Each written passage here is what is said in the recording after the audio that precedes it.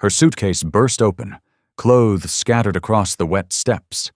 An 8-year-old girl knelt clutching her baby brother, while her stepmother screamed, "Get out of my house!" Neighbors only stared. No one helped. The girl's tears fell onto an old photograph of her late father, her trembling lips begging, "Please don't take my brother away." Just when all hope seemed lost, a black car stopped. A powerful man stepped out, placed a hand on her shoulder, and said, "From now on, you're not alone." But why would a millionaire risk everything for 2 children left with nothing? The humid dusk of Atlanta clung to the streets like a second skin when the shouting spilled onto the porch of a narrow brick townhouse.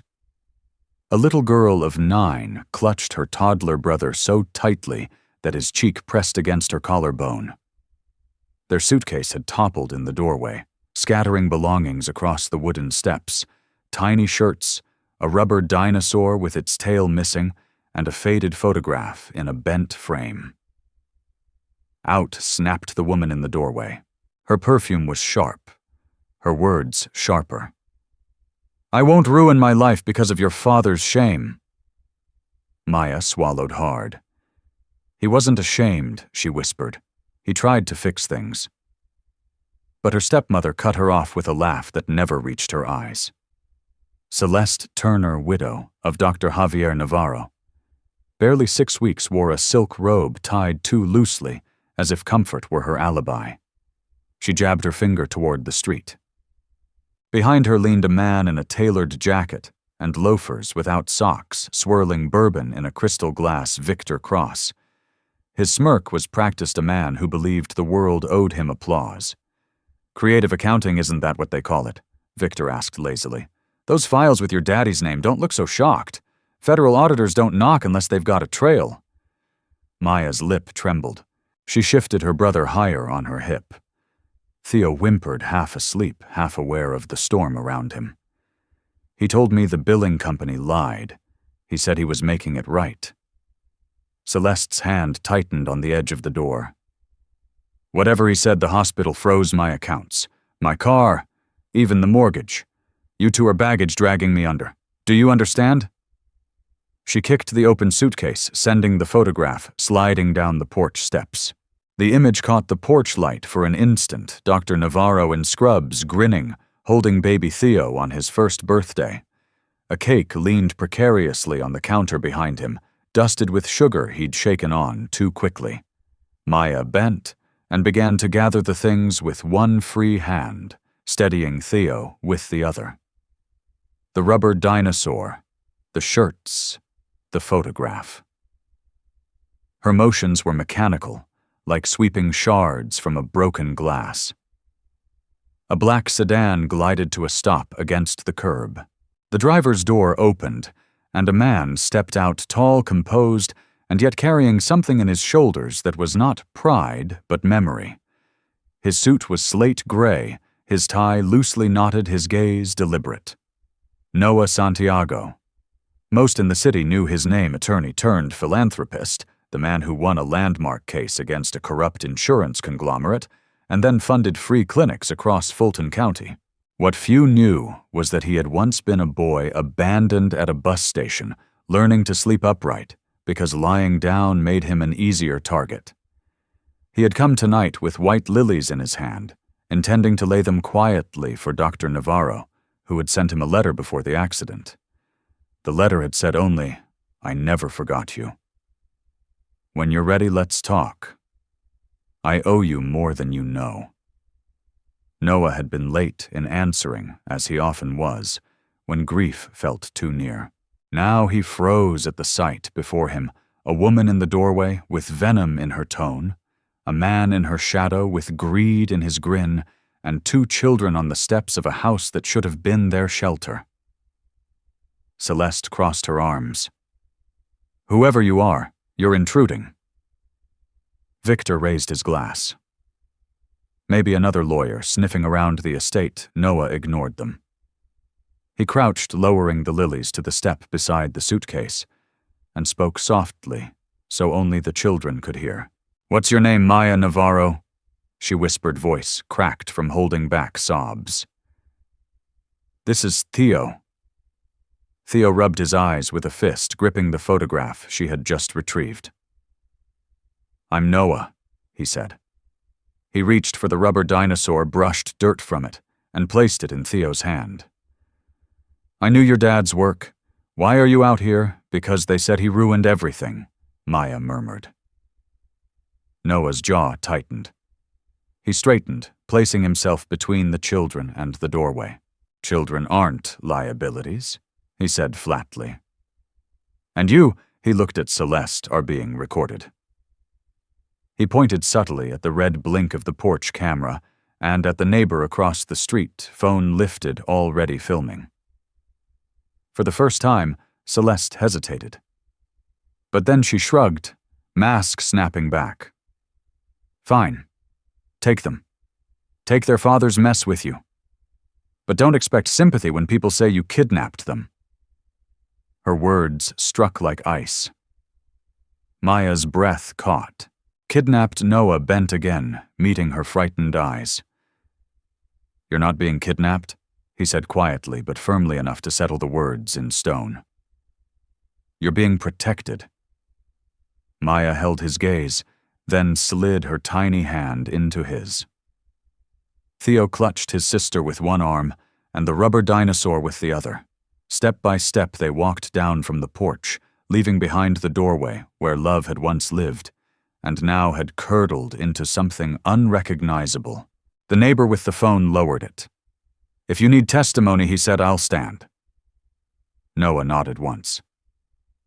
"Thank you." He opened the car door, settled the children inside, and slipped the lilies onto the seat beside him. As the sedan pulled away, his phone vibrated. A text from an unknown number: "Drop this case, or we'll bury you with him." Noah's hand hovered over the wheel. He thought of the boy he once was, powerless in the shadows. Then he glanced at Maya, pale but unbroken, holding her brother, as though the world could not take him from her. "I've walked away before," he said under his breath. Not this time. The ride through downtown Atlanta felt longer than it was.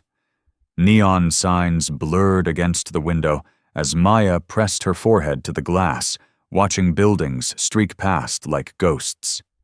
Theo dozed on her lap, clutching the rubber dinosaur in one hand and the photograph in the other. His little chest rose and fell in shallow breaths, each one a reminder of how fragile everything felt. Noah kept one hand steady on the wheel, the other resting against the seat where the lilies slid with each turn. He glanced into the rearview mirror. Maya's eyes were red, but she was fighting not to cry anymore. The effort etched something too old for her age into her face. "You hungry?" he asked gently. Maya shook her head. "Theo hasn't eaten since lunch." Noah nodded. He didn't push her to admit she was hungry too. Instead, he pulled into a small diner with a faded neon sign, one of those places that smelled of coffee and bacon at all hours. He slid out, opened the back door, and lifted Theo into his arms with a practiced ease, though the boy clung tight to his sister. Inside, a waitress with tired eyes, but a kind smile greeted them. "Table for 3, she asked, glancing at the children. "Please," Noah said. They slid into a booth. Maya helped Theo settle beside her, smoothing his hair with protective fingers. Noah ordered grilled cheese soup and milk. When the plates arrived, steam rising in the air, Maya hesitated. "You can eat," Noah said softly. "No one's going to take it away." Her lip quivered. Then, with slow, careful motions, she tore a sandwich in half and gave the larger piece to Theo. Only after watching him bite into it did she begin nibbling at her own. For a while, silence was its own comfort. The clatter of dishes around them, the low hum of a jukebox in the corner, the ordinary rhythm of strangers' lives, it wrapped around the three of them like a blanket. But eventually Maya spoke. Her voice was small but clear. "They said, my dad stole money." Noah met her eyes. "And what do you believe?" She tightened her hold on Theo's shoulder. "Papa fixed things. He always fixed things. He helped people who couldn't pay. He bought extra medicine and never told anyone." Her voice cracked. He wasn't bad. Noah leaned forward, resting his elbows on the table. "You're right. Your father wasn't bad. He was brave. Sometimes the world twists that into something ugly, because the truth threatens people with power." Maya blinked. "So they're lying. They're afraid," Noah said. "Afraid the truth will come out." The waitress returned to refill their glasses. She gave Maya a napkin and whispered, "You're a strong one, honey." Then she winked and walked away, leaving behind an unexpected kindness that made Maya's throat tighten again. When they left the diner, the rain had started. It misted down in soft needles, wetting the sidewalks and slicking the streetlights. Noah held the umbrella over the children, his other hand steady on Maya's shoulder as they walked back to the car. But the calm broke as soon as the sedan merged onto the main road. A dark SUV pulled in behind them, too close, its headlights glaring into the rearview mirror. Noah's instincts sharpened instantly. He changed lanes. The SUV followed. Maya noticed. "Why are they so close?" she whispered. "Seatbelt on," Noah said calmly. He pressed the accelerator, guiding the sedan through traffic with precision. The SUV stayed glued to them, shadowing every turn. Theo stirred awake and began to cry at the sudden speed. Maya wrapped her arms around him, whispering, it's okay," though her own hands shook. Noah turned sharply into an underground parking garage, the sedan's tires screeching against wet concrete. The SUV hesitated, then kept going, headlights sweeping past the entrance. Silence fell again, heavy, but relieved. Maya's wide eyes searched his. "Who were they? People who don't want me to help you?" Noah said honestly. He pulled the car into a corner space, cut the engine, and turned to face her. "But listen to me. I won't let them touch you or Theo. Do you believe me?" Maya looked down at her little brother, then back at Noah. Slowly she nodded. "Yes." Theo hiccuped, still clinging to his sister, but he managed one word between sobs. "Safe, yes," Noah said firmly, his hand steady on the back of the seat. "You're safe." The rain drummed above them, echoing through the concrete. For the first time that night, Maya leaned against the car door and let herself breathe. The concrete silence of the garage pressed down like a lid. Rain echoed faintly overhead, a steady percussion that reminded Maya of nights when her father worked late, and she lay awake waiting for the sound of his keys at the door. But this time, there would be no familiar footsteps, only a stranger promising safety. Noah dialed a number from memory. The line clicked. "Marisol," he said, his voice clipped, but steady. "It's me. I need the clinic's back files. Navarro's. Billing records, audits, everything. Tonight." On the other end, the clinic's coordinator hesitated. "Noah, the hospital board already sealed them. Compliance has orders to lock every drawer." "Then find another drawer," he replied. "His children are sitting in my back seat." A pause. "Then I'll try." The line went dead. Noah exhaled. His reflection in the rearview mirror looked harder than he felt. He turned to the children. "We'll rest somewhere safe for the night. Tomorrow we'll prove what your father was really doing." Maya clutched Theo closer. "But they'll say you took us," she whispered. "They'll try," Noah admitted. "But we'll have proof." They left the garage at dawn, slipping into streets washed clean by the night storm. Noah guided the sedan through smaller neighborhoods until they reached a row of weathered townhomes. One painted blue, though peeling, had a sign on the porch, Haven House, transitional shelter. The door opened to a middle-aged woman with soft eyes and a knit sweater unraveling at the sleeves. "Noah," she said. "You haven't called in a year," Carmen Noah answered with relief. "I need a room, just for a while. These are Dr. Navarro's children." Her gaze softened instantly. She crouched, meeting Maya's wary eyes. "You're safe here, Querida. I'll make cocoa." For the first time since the porch, Maya's shoulders loosened. Theo clapped his hands at the word cocoa. Inside the shelter smelled of old wood and cinnamon. Children's drawings were taped along the hallway walls, crayon houses, stick figure families, sunbursts with smiling faces. Maya stared at one drawing, a small figure, holding hands with someone taller under the words, "Safe now." Her throat tightened. Carmen led them to a small room with 2 cots. "Stay as long as you need," she said gently. "No one comes here who isn't carrying a story." Noah nodded his thanks, but when he turned, Maya caught the crease in his forehead, the look of someone already thinking 10 steps ahead.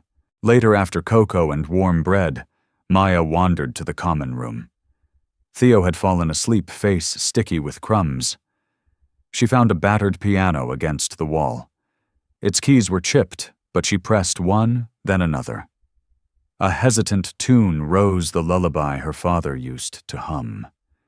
Her chest ached. Without meaning to, tears slipped down her cheeks. "Papa," she whispered, behind her footsteps. She turned, expecting Noah. Instead, a thin boy about her age stood in the doorway. His hoodie was torn, his eyes sharp with suspicion. "You're the new ones," he said flatly. "Don't get comfortable. People leave." Maya blinked. "What's your name, Marcus?" His voice carried bitterness too heavy for a child. He jerked his chin at the door. "Some adults come here saying they'll help. Then reporters show up. Next thing you're a headline. 'Poor kid saved by rich man.' Seen it before." Maya's stomach knotted. Noah's not like that. Marcus shrugged. "That's what the last one said." The words lodged in her mind like thorns. That evening, while Noah spoke quietly with Carmen in the office, Maya sat on the cot. Theo curled against her side. She glanced at the cracked photo frame again, her father's smile frozen in time. Doubt whispered louder now. What if Marcus is right? What if Noah leaves too? She touched Theo's hair, brushing it gently. "I won't let anyone hurt you," she murmured, half to him, half to herself. Across the hall, Noah's voice rose faintly. "They're already pushing stories online painting me as a kidnapper. If this spirals, the children will be dragged through mud." Maya froze. Her heart pounded. The word kidnapper replayed in her mind, tangled with Celeste's cruel warning. Theo stirred restlessly in his sleep, whimpering. Maya pressed her lips to his forehead and whispered, "I'll protect you, even if it means running again." The shelter suddenly didn't feel so safe. The night stretched heavy inside Haven House. Rain tapped the windows in uneven rhythms like a nervous hand on glass. Maya lay on the cot, eyes open. Theo's small breath warm against her arm. The words she had overheard painting me as a kidnapper scratched at her like invisible claws. What if Celeste had been right? What if Noah was only using them? Theo stirred, whimpering in his sleep. Maya pressed her lips to his forehead, whispering, "I'll keep you safe." But her whisper trembled, betraying the doubt crawling into her chest. Across the hall, Noah sat with Carmen papers spread across the desk. Faded printouts, screenshots, and half-finished reports from the clinic glowed under a desk lamp. They froze Navarro's accounts 2 days before the accident, Carmen said, voice low.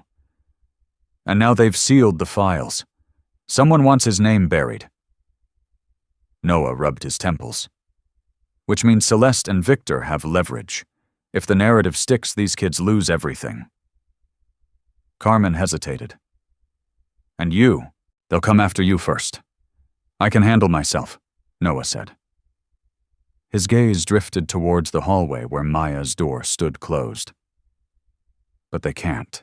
The next morning, the shelter buzzed with ordinary noise children eating cereal cartoons flickering on the TV, Carmen humming as she brewed coffee. For a moment, Maya almost believed things might be normal, but Marcus's words still echoed. Some adults come here saying they'll help. Then reporters show up. And almost as if summoned, the first knock came just after breakfast. Sharp, insistent. Carmen opened the door a crack. A man in a beige trench coat held up a badge. Child Protective Services. We received a report. Maya froze her spoon, clattering against the bowl. The man's voice carried easily through the room. We have allegations that Mr. Noah Santiago removed 2 minors from their legal guardian without consent. We're here to investigate. All eyes turned to Noah. Maya's stomach dropped. The word kidnapper thundered in her head again. Noah rose slowly. May I see your paperwork? The man's smile was thin. We can show you downtown.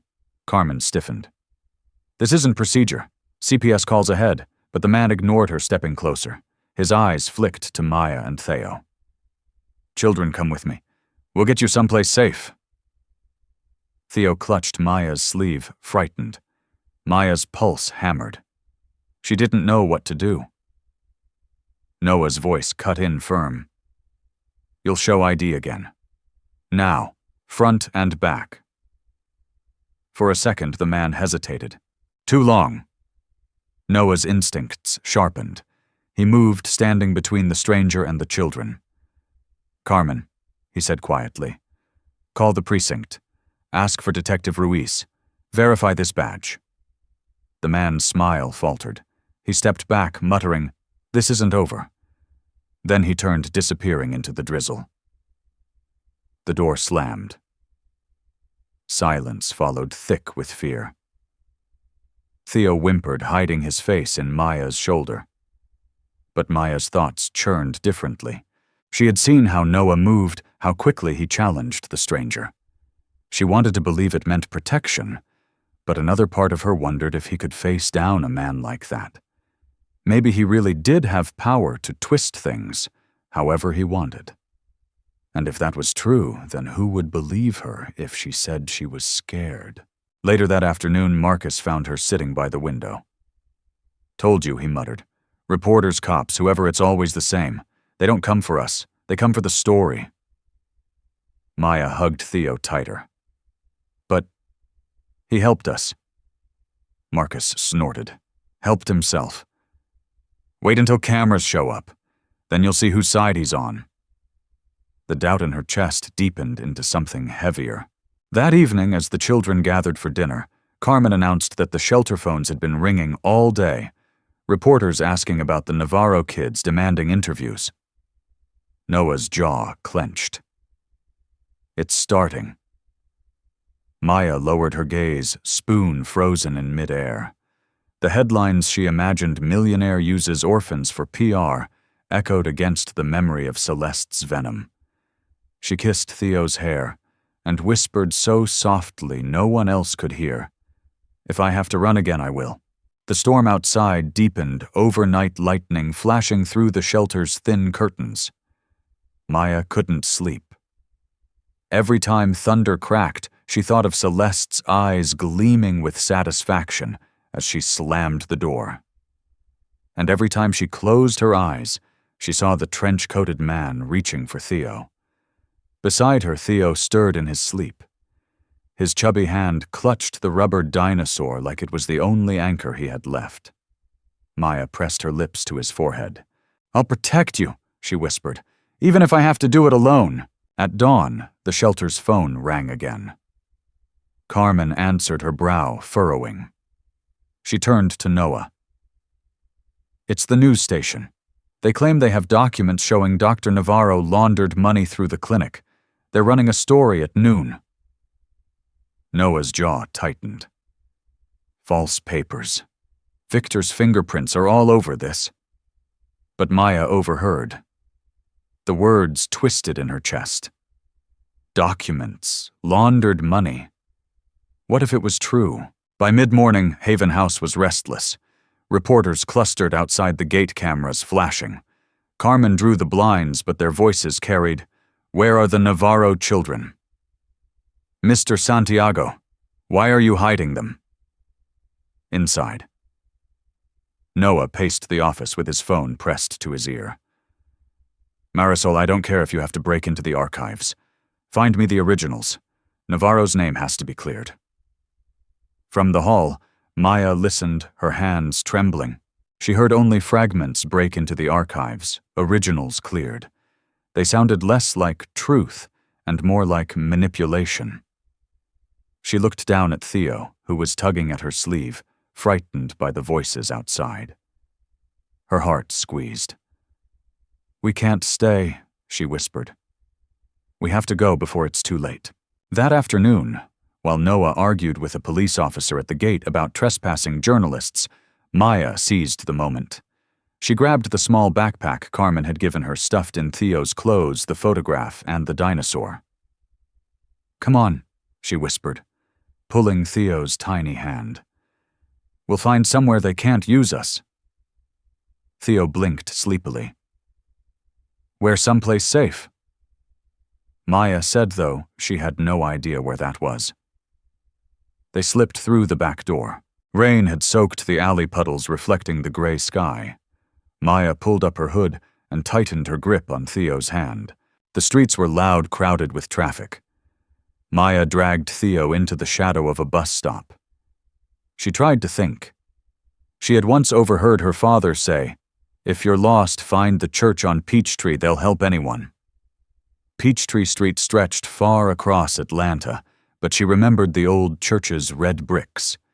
It became her only plan. But as they started down the block, a black sedan slowed alongside them. The window rolled down. A woman's voice called Maya Celeste. Her smile was sharp, painted in lipstick that didn't smudge despite the rain. "There you are, sweetheart. I was so worried." Maya froze. Every instinct screamed to run, but Celeste's tone was sugar-sweet now, nothing like the venom on the porch. She even leaned out with open arms. "You must be scared. But come home. I'll make everything right." Theo whimpered, confused. He knew her face, knew the scent of her expensive perfume. He pulled slightly toward the car. Maya's heart hammered. "No," she whispered, but her voice lacked strength. Victor leaned across the seat, flashing that same smirk. "The millionaire's only using you? Come back and we'll forget all this nonsense?" Maya tightened her grip on Theo. "You kicked us out." Celeste's expression flickered, then smoothed again. "I was upset.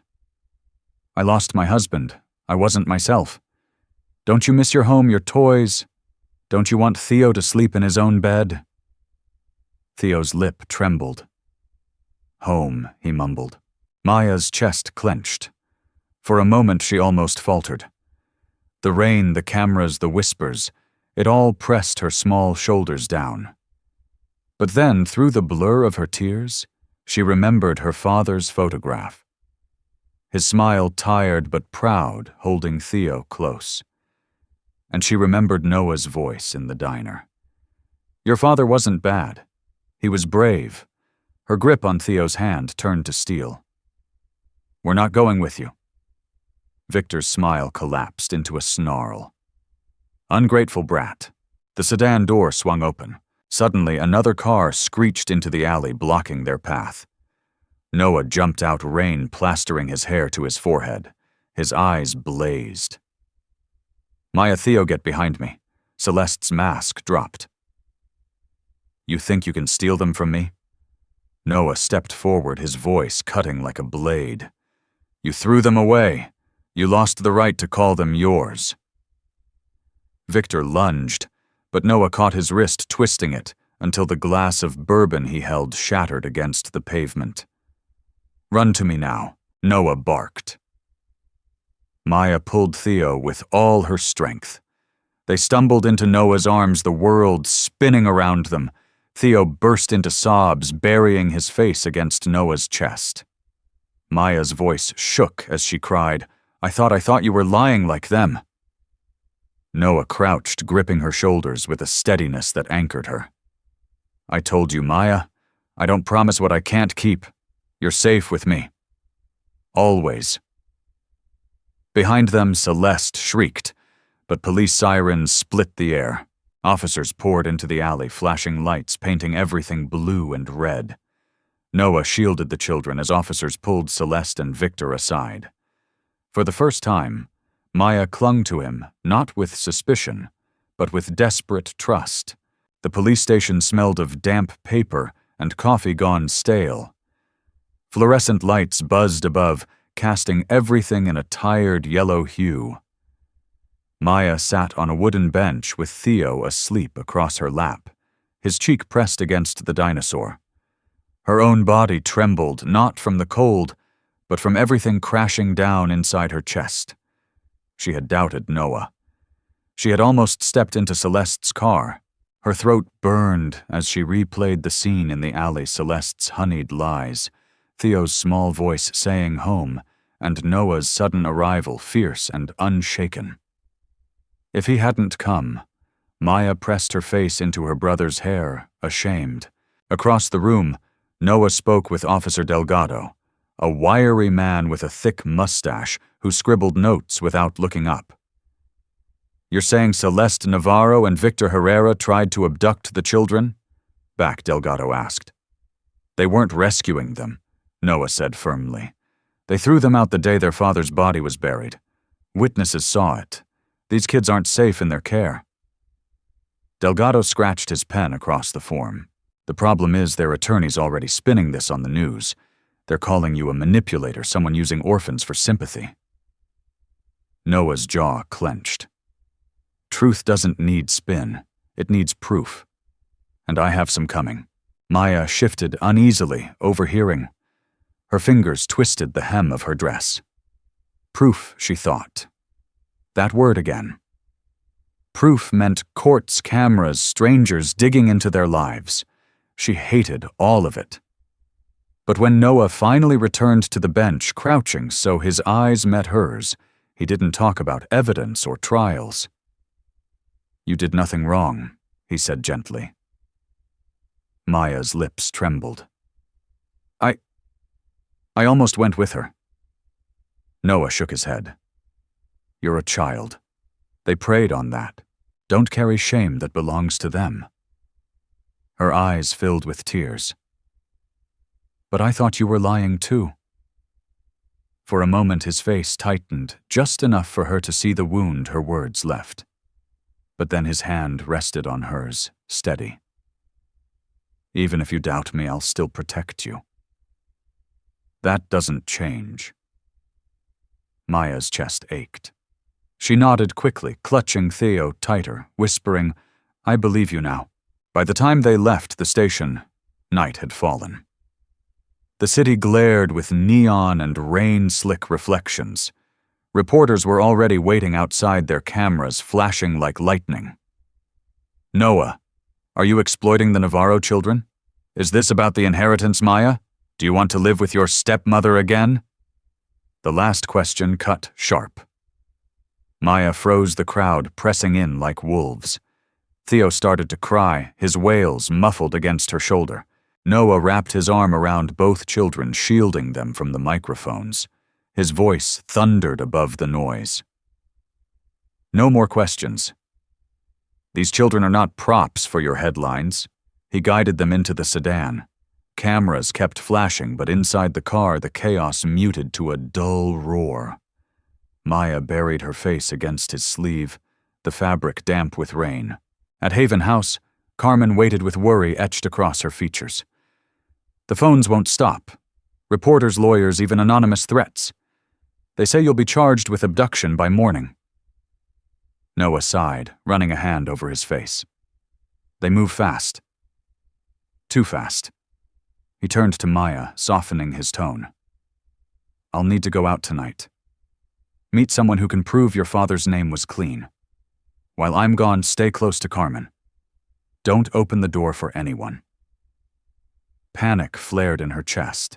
"You're leaving just for a few hours," he said. "I promise I'll come back." The last time she'd heard those words was from her father before the accident. He hadn't come back. Maya's grip on his sleeve tightened. What if they try again? Noah crouched to her height. His hand cupped the back of her head gently. "I'll be faster this time." Her breath shook, but she nodded. Later, after Theo was asleep, Maya sat awake on the cot, staring at the window where rain traced crooked lines. She clutched the photograph of her father and whispered, "Papa, please let him be different. Please let him come back." In the distance, sirens wailed, and outside, unseen by her, a dark sedan slowed across the street, its headlights dimmed. The storm was far from over. The night bled into the early hours of morning. Haven House had gone quiet, but sleep refused to touch Maya. She lay curled beside Theo, listening to his tiny breaths, the photograph of her father clutched against her chest. Every creak of the old shelter made her flinch. She couldn't shake the memory of that black sedan creeping by the window. At last, exhaustion dragged her into a shallow sleep. In her dream, Celeste's voice coiled like smoke. "He's using you, Maya. Don't trust him."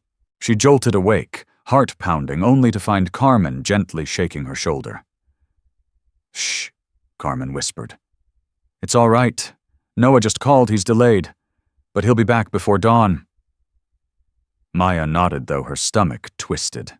Across the city, Noah sat in a dim cafe facing Marisol, the clinic coordinator. A small USB drive lay between them like contraband. "This is everything," Marisol whispered.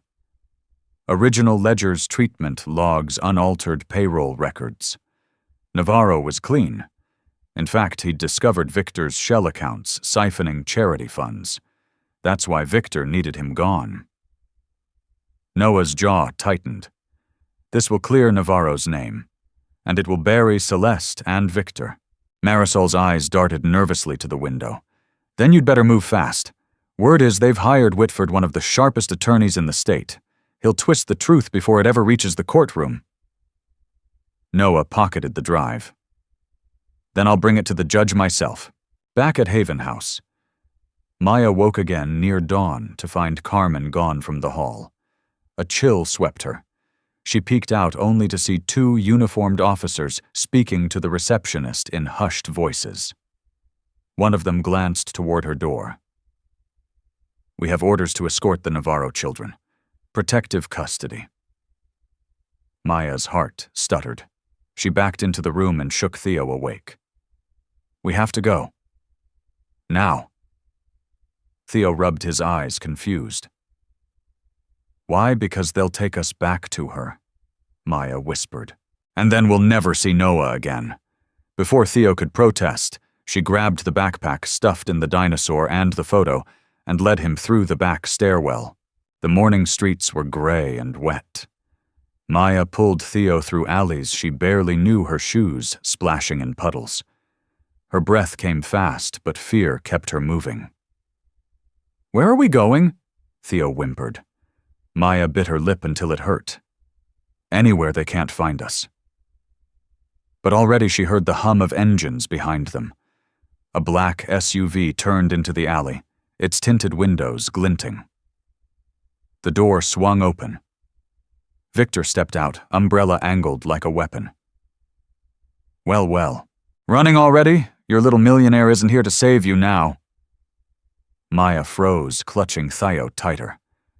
Celeste's voice floated from inside the SUV, honeyed and cruel. "Maya, sweetheart, stop this nonsense. You're making things harder for your brother. Come home. Don't you want Theo to have a proper bed? A school? Toys. Theo whimpered, eyes darting between Maya and the car. Home, he whispered again, the word breaking her heart. Maya's knees shook. She wanted to scream, but no sound came. Victor stepped closer, hand outstretched. Enough games. Your father's gone. You belong to us now. A roar of an engine cut through the alley. Another car swerved to block the SUV. Noah leapt out, his face fierce rain plastering his shirt to his skin. Maya, Theo, he shouted. Run to me! Victor lunged, trying to grab Theo's arm. Maya pulled with all her strength, shrieking no. Noah reached them in 3 strides. He shoved Victor back with the force of a wall, then scooped Theo into one arm and pulled Maya close with the other. You don't touch them again, he growled, his voice raw. Celeste stepped out, mascara streaked from the rain, her smile twisted. You can't keep them. The court will believe us. All it takes is one word, kidnapper. Noah's eyes burned. Then we'll show them the truth. Sirens wailed, growing louder. Patrol cars swarmed the mouth of the alley. Officers spilled out, weapons raised. Everyone stand still, one shouted. Maya clung to Noah's side, her heart hammering. Theo buried his face in his coat. Celeste's voice rose above the chaos. Officers, that man abducted these children. He's dangerous. Maya's throat locked. The officer's eyes darted between Noah and Celeste. Confusion rippled through the scene. She knew if she didn't speak now, everything would collapse. Gathering every ounce of courage, she cried out, She's lying! They threw us out! Please don't send us back! The alley fell into stunned silence. The courtroom buzzed with restless energy. Reporters filled the back rows, their pens scratching cameras poised like predators waiting for blood. Maya sat at the front bench with Theo on her lap, clutching the frayed photograph of their father. Noah stood beside them, his jaw tight, his eyes fixed on the judge's bench as though nothing else existed. Across the aisle, Celeste and Victor looked polished, rehearsed. Celeste wore a black dress that suggested mourning, though her lips curled with triumph every time she glanced at the cameras. Victor whispered in her ear, his smirk never fading. Their attorney Whitford straightened his silk tie and stacked folders thick with forged evidence. Judge Ramirez, a stern woman with iron-gray hair, rapped her gavel. This hearing will determine temporary guardianship of the Navarro children. Each side will present their case. Be brief, be clear. Whitford rose first. His voice was smooth-oiled with confidence. Your Honor, my clients, Mrs. Celeste Navarro and Mr. Victor Herrera, are the rightful guardians.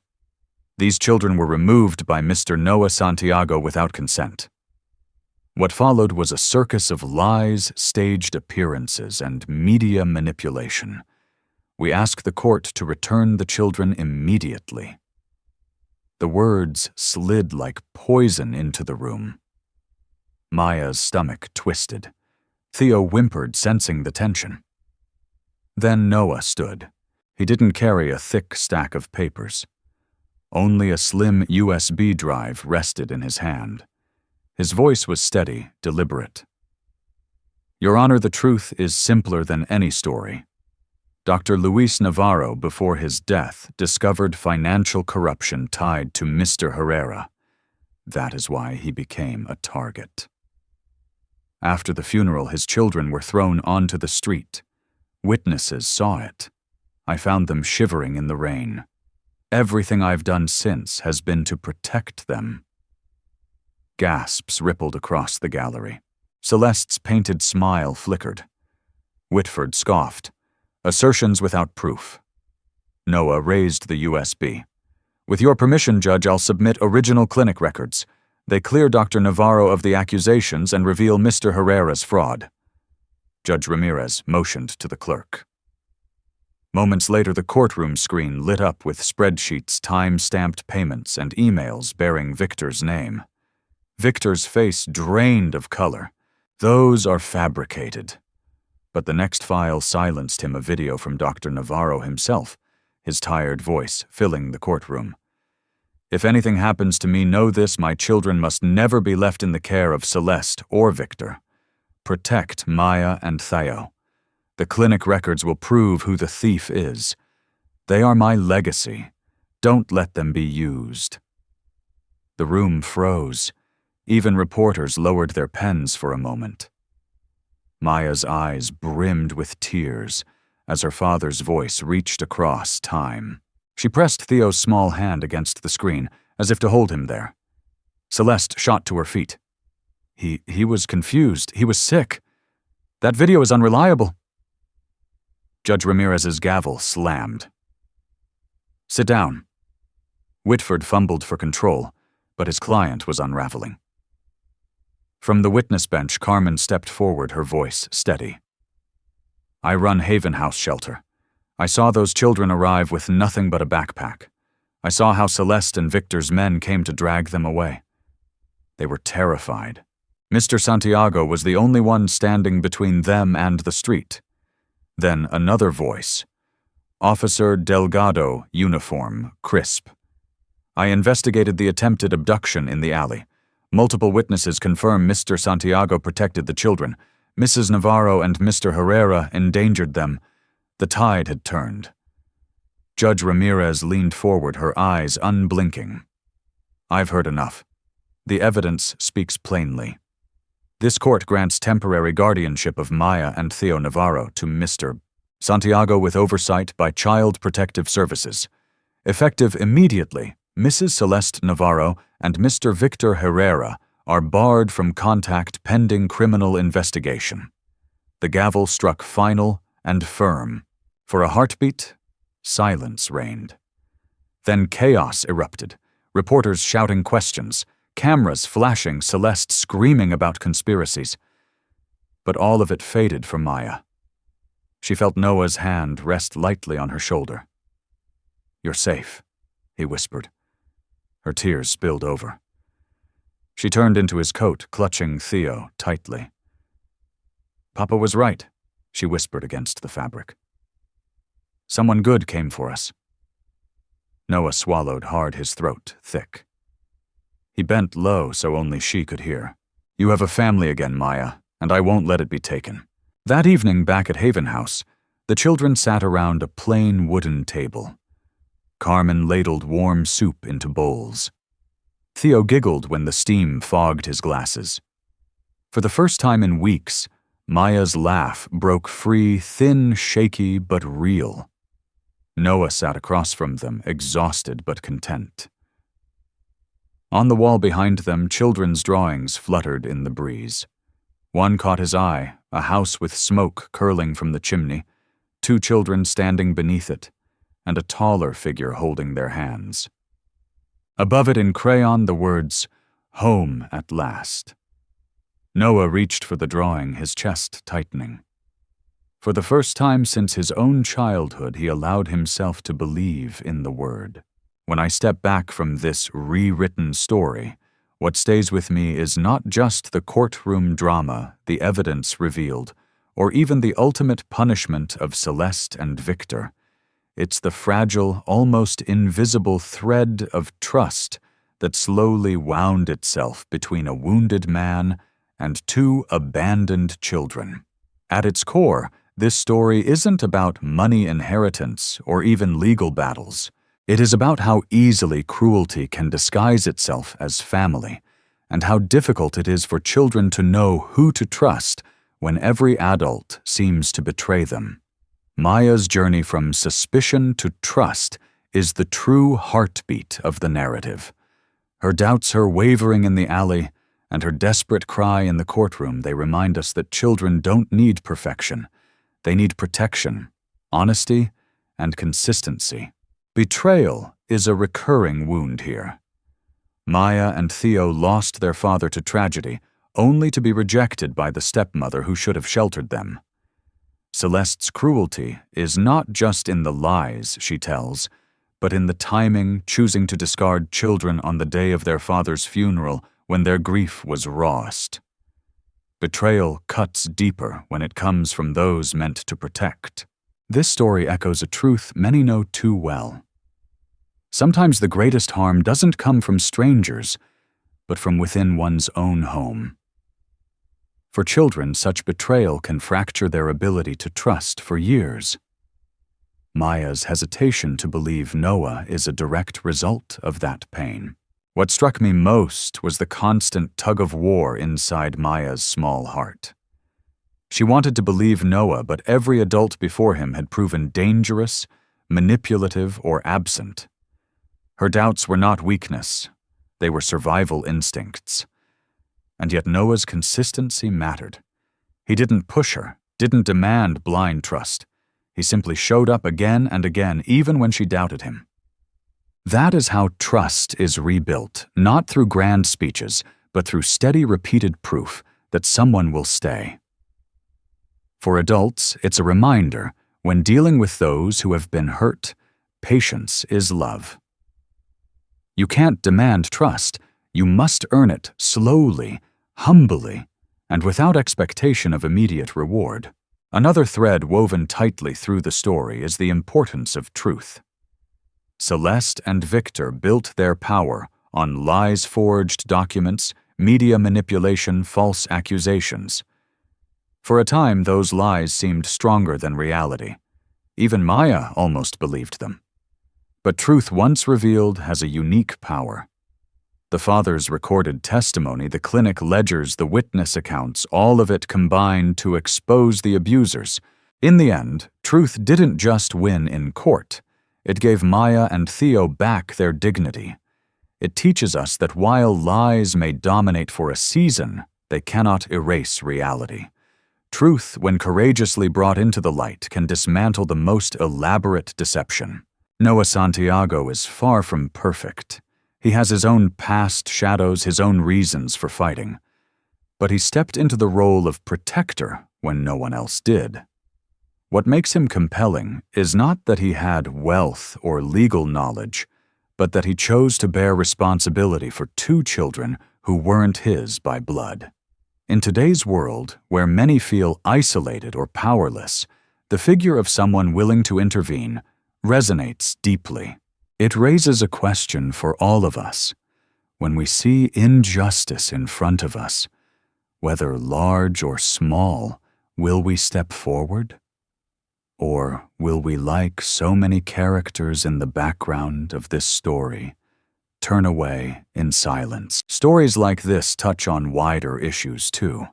How many real children today face situations where guardians exploit them, abandon them, or use them as pawns in power struggles? How many are silenced because adults are believed over them? It underlines the need for strong child protection systems, but also for everyday people, neighbors, teachers, friends, to be like Carmen or Officer Delgado, willing to testify, willing to speak truth. A single witness, a single voice refusing to be silent can tip the balance between justice and cruelty. If there is one practical takeaway from this story, it is this: we don't always need to be heroes in the courtroom to change lives. Sometimes it's about showing up consistently for those who doubt us. Sometimes it's about speaking up when silence would be easier. Sometimes it's about being the neighbor who records the truth, or the teacher who brings books, or the stranger who says, "You're safe now." Maya's final crayon drawing of a house with smoke rising from the chimney and hands linked beneath it captures the lesson in its simplest form. Family is not just blood. Family is where protection, truth, and love are constant. And that is something every one of us has the power to create, whether for children, friends, or even strangers who need someone to stand between them and the storm. In the end, the story reminds us the wicked will be exposed, the good will be vindicated, and the smallest act of courage can ripple out to restore a child's world. The question is, when the moment comes, will we be the one to step forward?